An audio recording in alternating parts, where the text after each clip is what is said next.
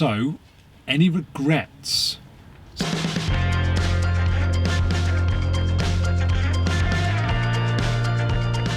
Hello and welcome back to another video on the channel. Today we're not away, as you'll see. Well, you can't really see yet, but we're not away. We thought we'd film a little video about the campervan sort of 1 year on. Although we've owned the campervan for more than a year, we originally got the van I think in the July of 2021, yeah. And then we got the conversion back sort of late September nearly October of that year. And we did a couple of trips in 21, didn't we? But the main bulk of the time in the van, sort of our first full season, was last year in 2022. Yeah. So that's what we're calling sort of our first year in the van, and we're just going to do a little discussion about, you know, the van, regrets that maybe that we've got, whether we made the right decisions on things, you know, what we found, and yeah, that's what you're going to hear about from us today. So let's start with the base vehicle of the van. So as I think a lot of you who are subscribers of the channel will know, that our base vehicle was a VW Transporter Highline, 150 brake horsepower, 2-litre diesel engine, manual gearbox, and actually that's proved to be fine, hasn't it? You use it every day. Yes, I do. Yeah, it's my daily driver, so I drive it every day pretty much. And I've never had an automatic vehicle, so I don't miss it not being an automatic.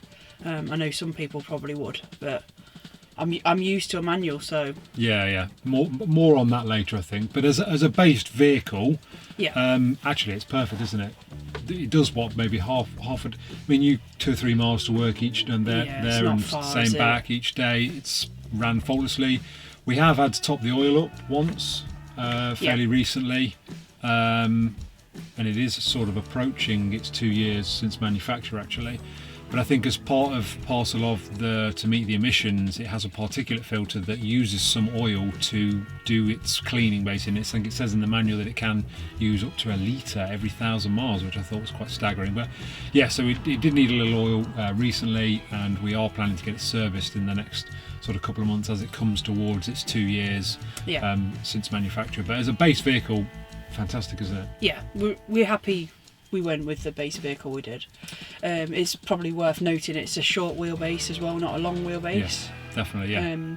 Just in case anyone's wondering about that. Yeah. And again, we could have chosen the long wheelbase, but actually we were thinking of it again for it being a daily driver, so yeah, and actually a short wheelbase. This van fits on the drive outside a house pretty much perfectly, doesn't it? Whereas the long wheelbase, which is about 500 mil, something like that, 50 centimetres longer than this vehicle, it might be like 430 or something like that.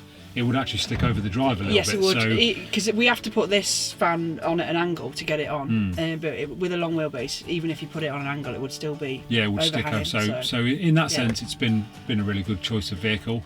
And then the conversion, obviously, as a lot of you know, we went to New Wave Custom Conversions in Wales to get the conversion done.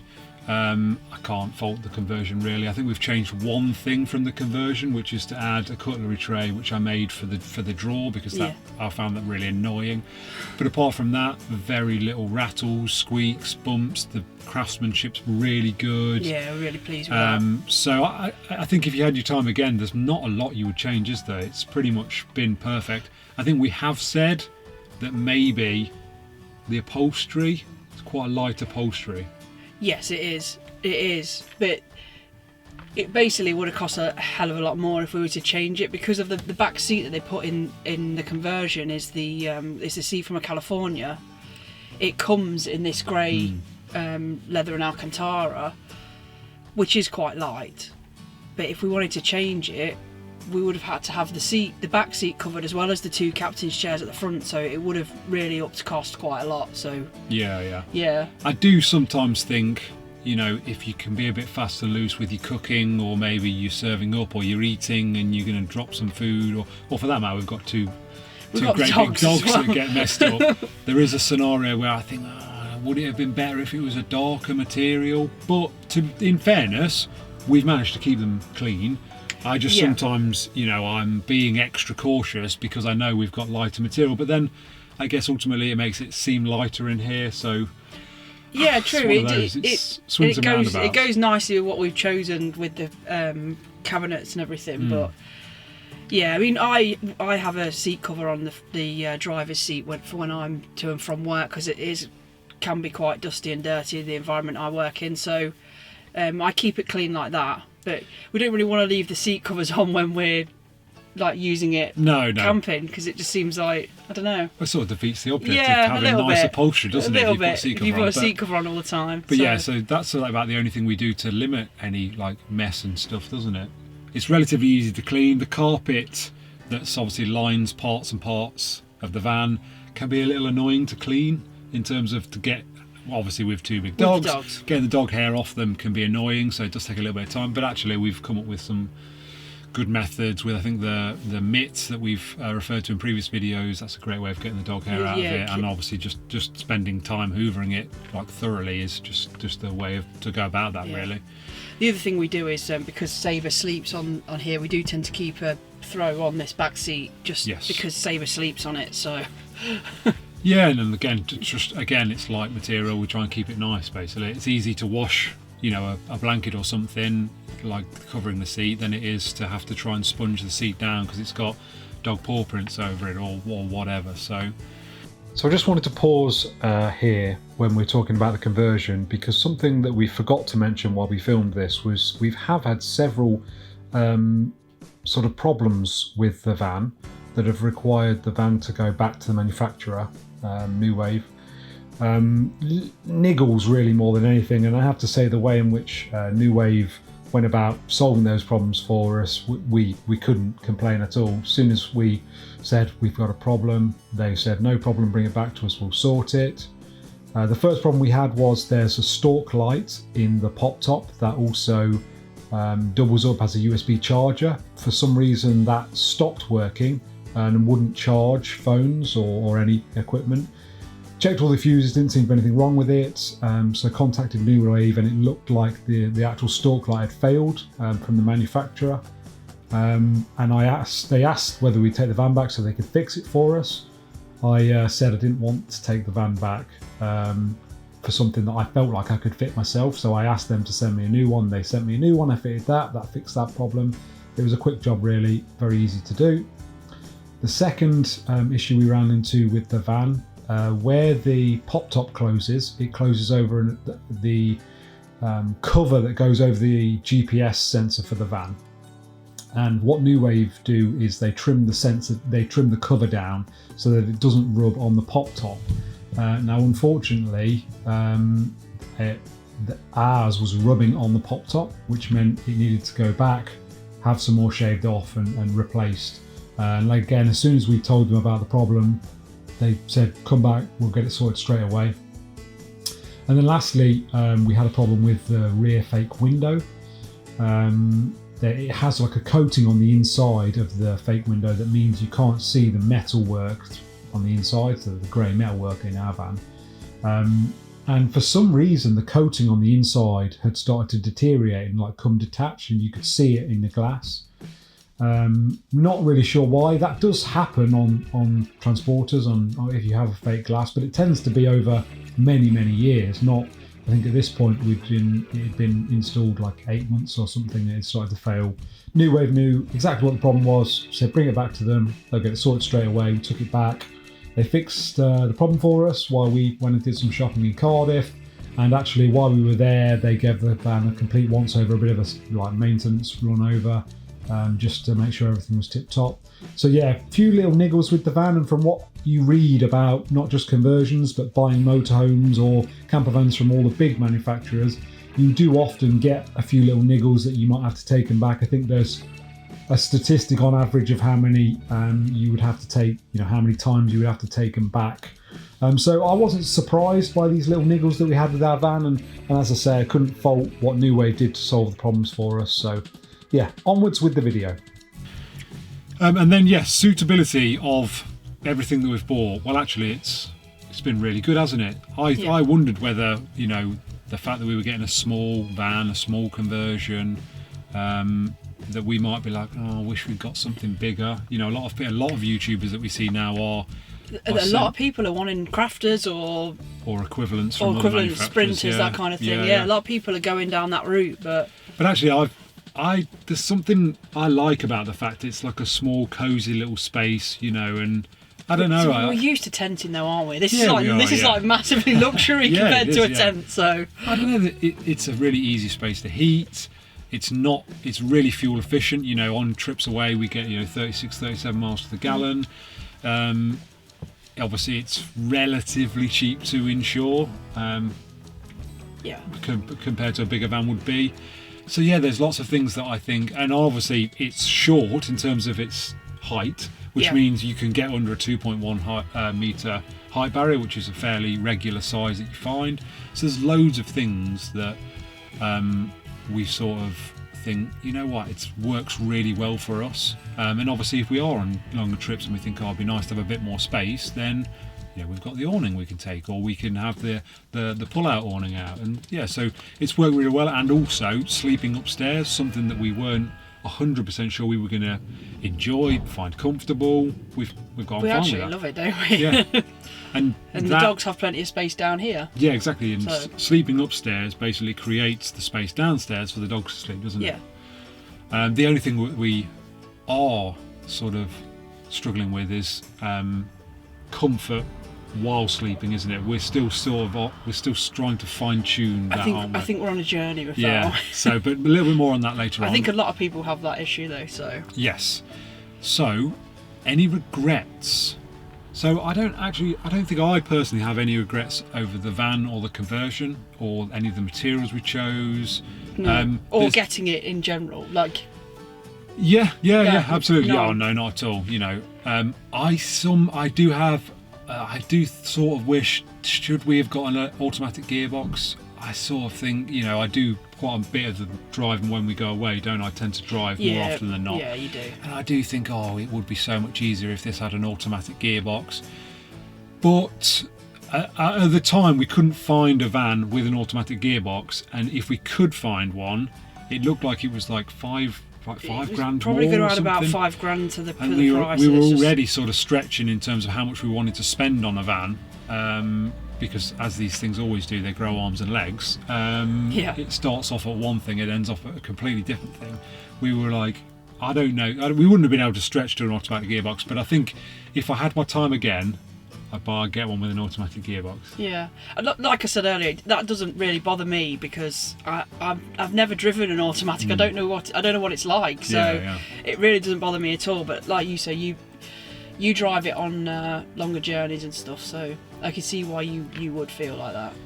Yeah, I mean a 6-speed gearbox is great for economy, but if you're on the country roads and that, you just feel like you're changing gear all the time. But obviously on the motorway you run through the gears and tend to just be in top gear, 6th gear.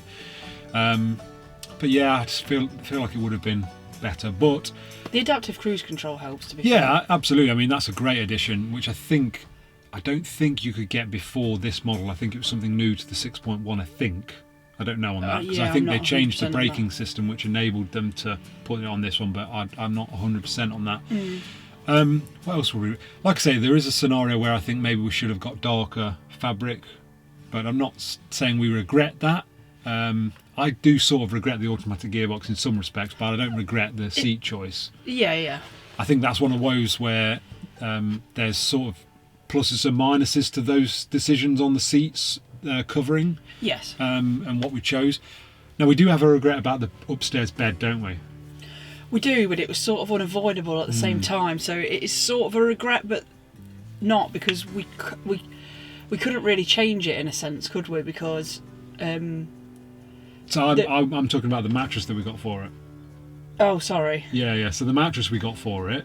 I thought you were talking about the fact that we didn't have the we couldn't have the Froley Springs. Yeah, I mean, again, ultimately we would have loved to have the Froley Springs, wouldn't we? Yeah.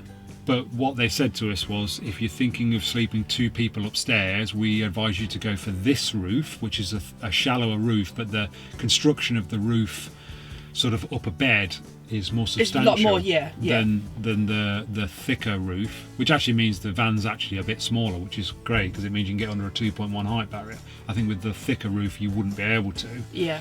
But because it's a thinner roof, you can't fit the Froley Springs. which I think would have solved all of our bed issues that we've got now. Yeah, I think it would. Which is what we're going to talk about, wasn't it? Yeah, but we bought a mattress sort of topper for it, which I thought was going to be brilliant. But it was one of those like self-inflating ones, wasn't it? It was, yeah. I can't remember what brand it was, but anyway, it doesn't really matter. But yeah, it ended up, it was all shiny and slippery, and it actually gave us no more comfort, did it? Not really, no. So we very quickly put that to one side and got something else, which is still not giving us the comfort we need. No, the other thing we bought was quite a cheap, just like a normal topper, isn't it? Just like a that you'd have for like a mattress bed. Yeah, something that you just get from like Dunelm or somewhere like that. But I think we see a lot of talk about Panda and Duvalet and all this stuff, and we just think, do we bite the bullet on something like that? I think the trouble I've got with that is the options that we've gone for so far have been relatively low cost. So if they're not as comfortable as you want them to be, if they don't work out, it's not great shape. You spent is it? 40 quid on an self-inflating mattress, or I think it was like 30 quid on a mattress topper. If it doesn't work out quite, it's not as comfortable as it was, I'm like, well, we spent 30 quid, but it's not the end of the world. But these other options, these Pandas and these Duvalets, they're like, 100 or quid, 150 quid or 200 quid is the Duvalet. The Duvalet's nearly 200, isn't it? I think so. I think they can be. So there's an element of, I'm just worried that we're going to spend that amount of money and then it's not going to be what it needs to be in terms of, it's not going to be comfortable enough. So yeah. So but I have to say though, if anyone does have any suggestions on that scenario, feel free to please suggest. Get in the comments down below and let us know, because that is something we are really struggling on. Yeah, mattress topper options. Yeah, because the mattress that we've got on there is like a 40mm foam that came with the van, and you pretty much, it's very firm, and it just feels hard, doesn't it? Yeah, there's just no giving it, because it's it'll only be like a reflex foam or something. It won't be like it's not a memory foam or anything like that. So it's got no give. So it's just too firm for us, I think. And we pretty much know whatever we get won't be able to live up there all the time. So if it's if it's a Duvalet or a Panda or something else, I sort of thought, could we fit the Froley Springs up there? I think we probably could if we didn't store a mattress up there, but you look at the Froley Springs that you can buy aftermarket, not the ones you can get in California, and it looks like they break apart. They're held on with a little clip in the middle, and it looks like the clips break really easily because they are different to the ones you would get in California. Now, the ones you get in California look almost like a rubberized plastic rather than like a hard plastic. But from what I can see, I can't see where you can buy them from. I think if we could get the Froley Springs that they put in California, VW put in, I think that would solve our problem. So we get them, we'd fit them, and we'd have a mattress that went on top of that would stay out. Yes, and we just wouldn't use the other mattress that's up here. Yeah. But yeah, so if anyone's got any suggestions on that, get down below and let us know. And then finally, life impact. How has having a camper van impacted our lives over the last, well, I guess 18 months, or just over, probably about 18 months now. But yeah, what do you reckon? How's it impacted our lives? It's just been amazing, hasn't it? Like we've been away so much more than we would have been if we didn't have it. We worked it out, didn't we? How many? Yeah, I think we've done 36 nights away. Yeah, something like that. In 2022. Yeah. Which, is amazing, really. I think one of the things I love about it is sometimes you can get bogged down in life in that monotony of get up, go to work, come home, eat, sleep, get up, go to work, and then at the weekends, you're busy doing, I don't know, the housework or, stuff you need to do around the house, and you get in that scenario where everything feels very the same. But the beauty of having a camper van is you can break that like monotony up with trips away, it's really good. And even if it's just a short, like one or two nights, it's brilliant.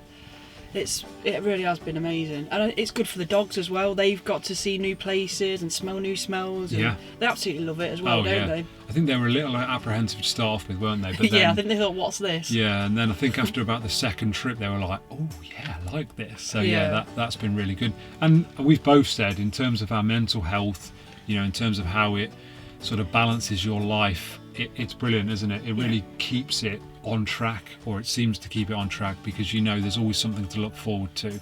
It's you tend not to get bogged down with stuff so much as you used to, because it's nice to book things in and look forward to them, isn't it? Yeah, absolutely. And we've got lots of stuff planned this year that we're already looking forward to, including we're going to be going to do the NC500 this year, which is something actually that started our journey into getting a camper van. Yeah, didn't it? I don't know if I've ever told that story, but we booked to hire a camper van for 2 weeks to go and do the NC500, and we started looking. We were like astonished at how much this was going to cost, but we were like, okay, we'll just we'll do it. It's fine. Put a deposit down on one, and then we sort of started talking. Maybe we should just get a camper van, and then we were like, oh, how much is it going to cost? Oh, okay, so we started looking, and then from there it just grew arms and legs, and then I don't know, about 3 or 4 months later, we'd bought a van, we'd chosen a conversion company, and it just went on from there, didn't it? But it snowballed a little bit. Yeah, exactly. But because of that meant we didn't do we lost our deposit on that hire van, didn't do the NC500. We didn't do it last year because there was other plans away. So it's going to be this year where we're going to go back and do that trip that sort of originally started off our journey of getting a camper van. Yeah. I'm really looking forward to that. Yeah, hopefully it'll be amazing. I'm sure the weather will be terrible. We've booked all the campsites and stuff, haven't we? So. We have, yes. So 2 weeks we're going to go and do that. So that's going to be fun. So there you have it. That's our video, sort of our camper van 1 year on. We hope you've enjoyed sort of our videos over the last year and what we've been getting up to. If there's anything you'd like to know about our camper van, or anything that you've seen on the channel that you think, oh, I wonder where that came from, how they did that, get down in the comments below, ask us anything. It's safe to say we don't have any regrets. Absolutely not. No. About getting it. No. It's probably the best thing we've ever done, isn't it? Yeah, 100%.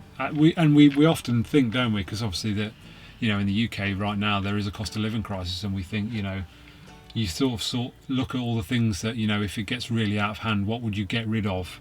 Would you get rid of this and this? Luxury items, and we say that the van will be the last thing to go, because it's like the life it's giving us now is just amazing. You wouldn't want to be without it, would you? No. But yeah. But there. We hope you've enjoyed that video. Just us rambling on for, I don't know, 30 minutes or something. We hope you've enjoyed that. If you have, give it a like. And as I say, if you've got any questions, get in the comments down below and ask us. And we'll see you for another trip soon. Bye. Bye.